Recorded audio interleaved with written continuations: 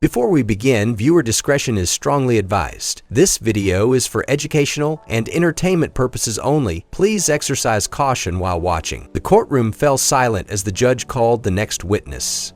Every head turned toward the back of the room as a woman stepped forward, her face partially hidden by sunglasses and a scarf. She was introduced only as Tara, an anonymous ex-girlfriend of Sean Combs.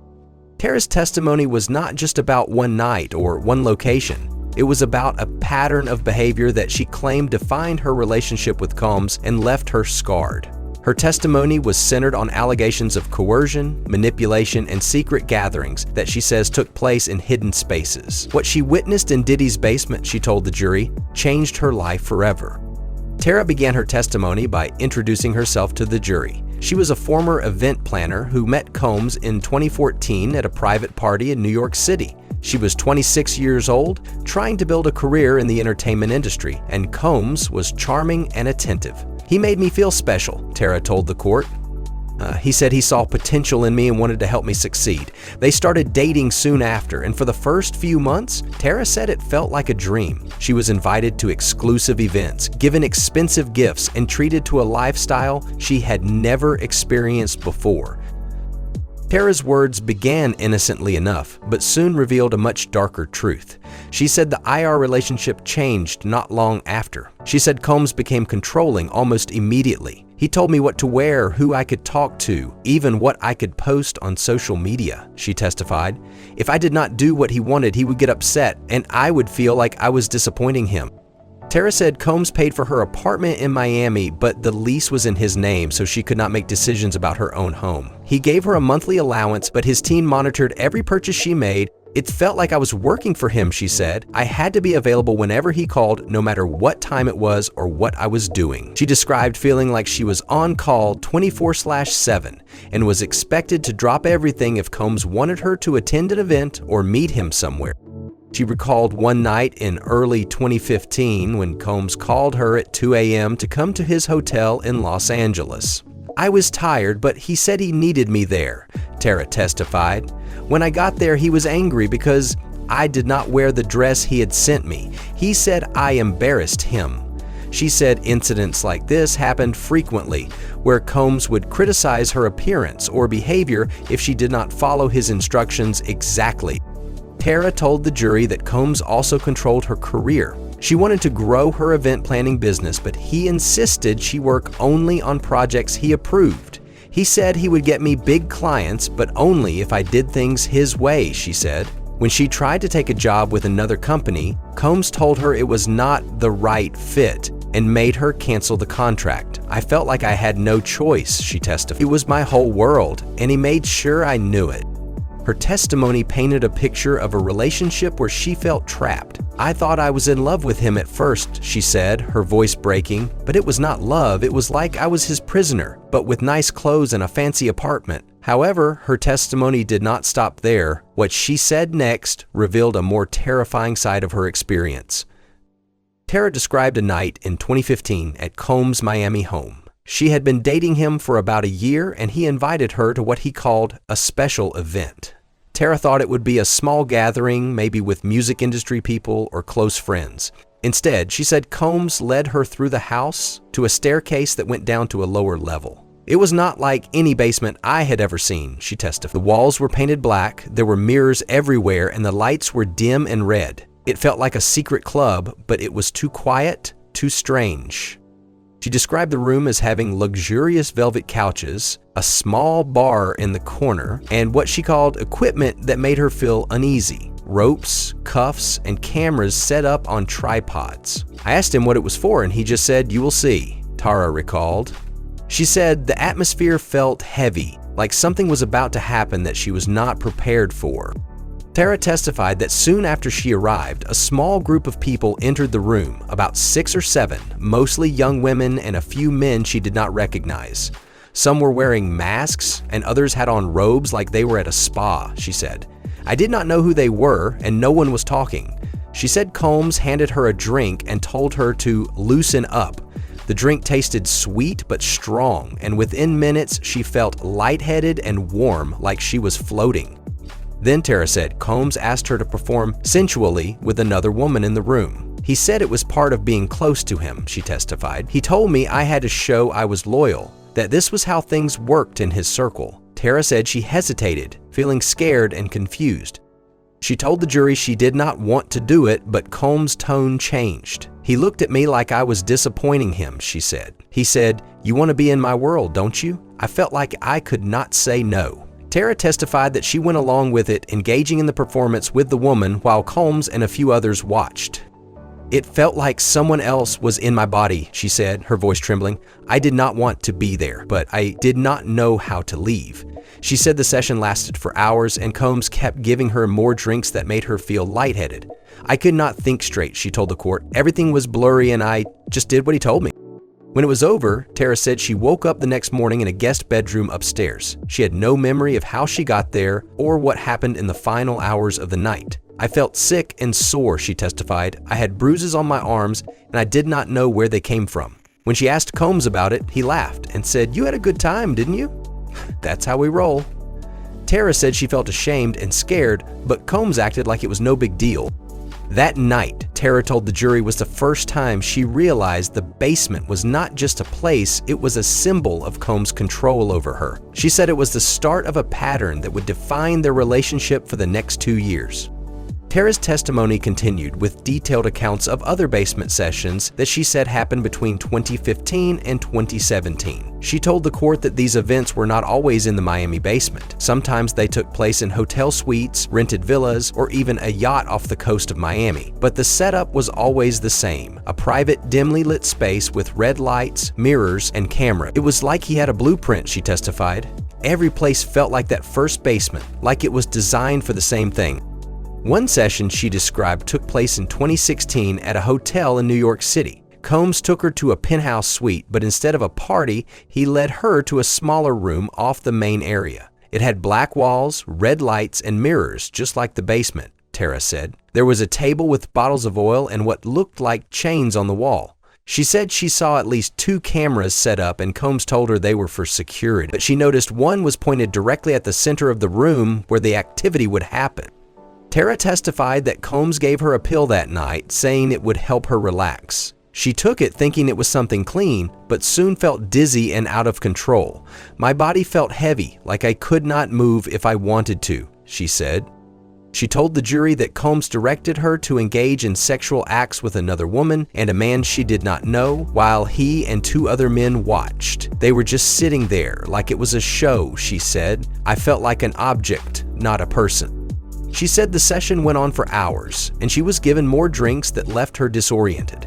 When she woke up the next day, she had bruises on her thighs and no clear memory of the night's end. "I asked him what happened, and he said I got carried away," Tara testified, "but I did not feel like I had chosen any of it." She later learned from a friend that the pill might have been laced with something stronger, possibly ecstasy.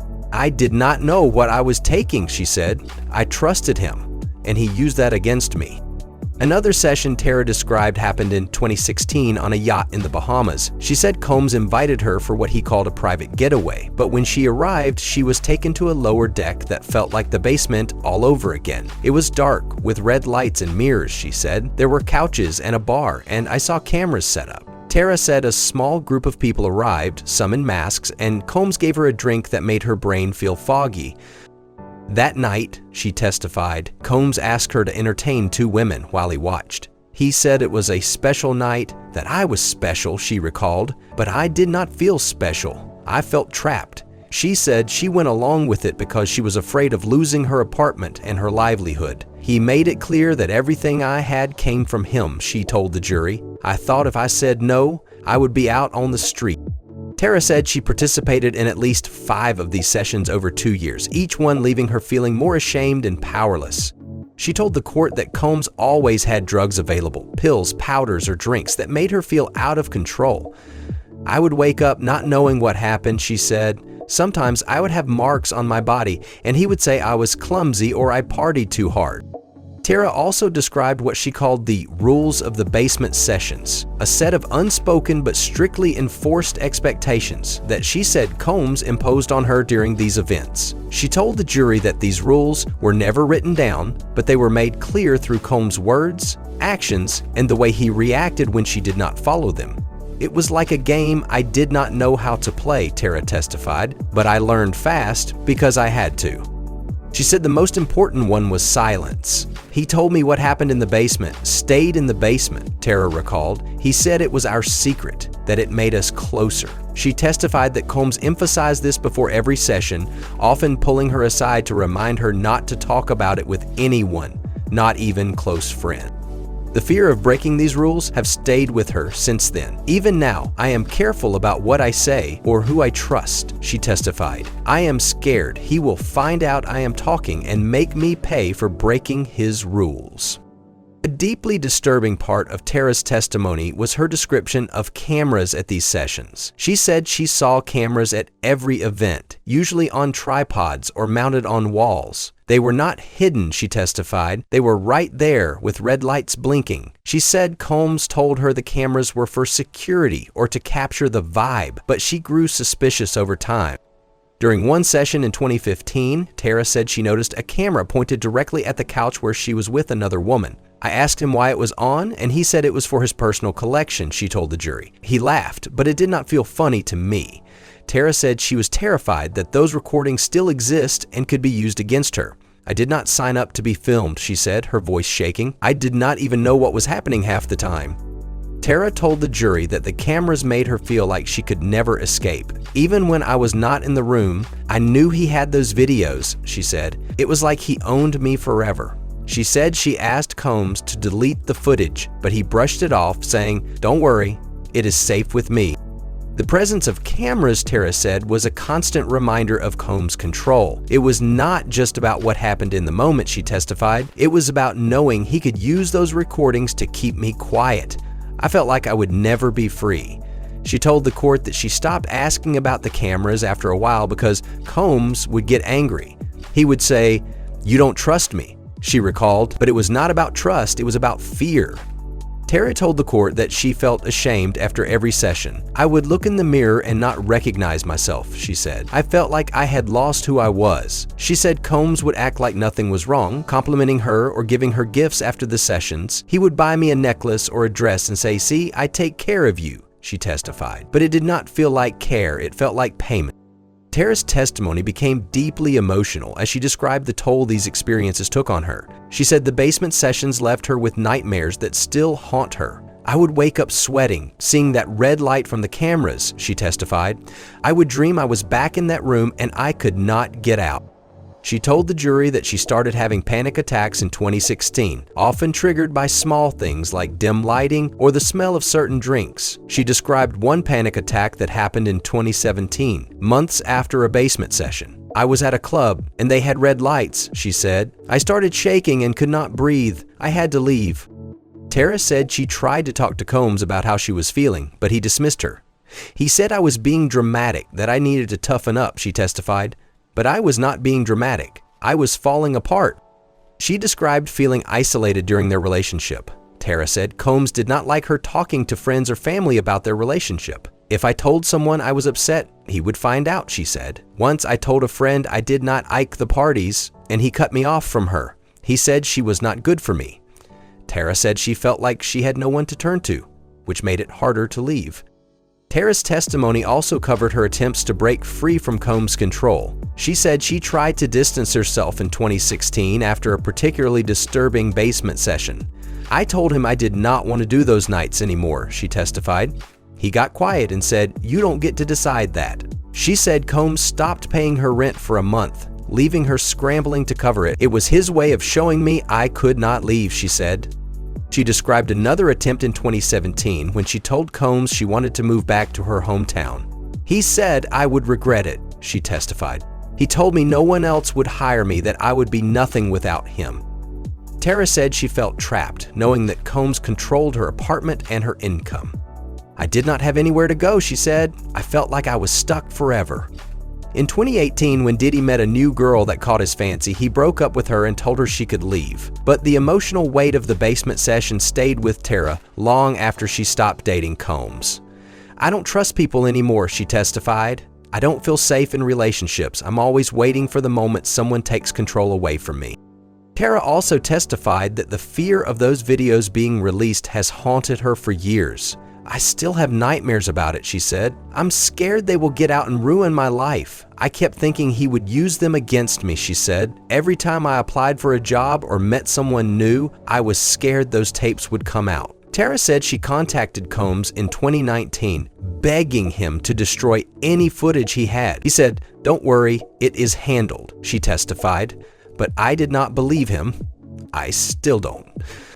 She told the jury that she started therapy in 2018 to deal with the trauma, but she still struggles with guilt and shame. "I blame myself for not saying no," she said, tears in her eyes, "but I was so young and he had so much power." Tara's testimony about trying to break free highlighted the power imbalance in their relationship. She said Combs made her feel like she was nothing without him, and that fear kept her in the relationship longer than she wanted. "I was 26 when we met," she told the jury. "I did not know how to stand up to someone like him. I didn't think I could."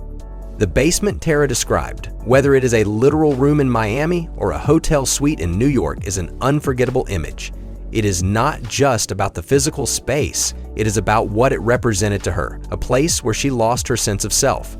Her fear of those secret recordings, the bruises she could not explain, and the jury's quiet attention turned her story into a captivating tale of survival.